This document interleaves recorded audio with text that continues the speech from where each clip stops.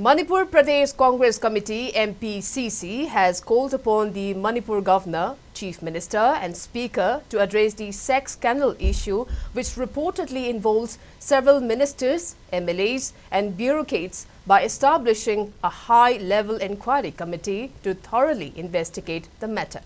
In relation to the sex scandal issue, President of Manipur Pradesh Mahila Congress, Vice President of Manipur Pradesh Youth Congress, Chief Organizer of Congress Seva Dal and NSUI submitted a memorandum to Governor Anusuya Uike, Chief Minister Nongthombam Birane and Speaker Thokchom Saityabrata.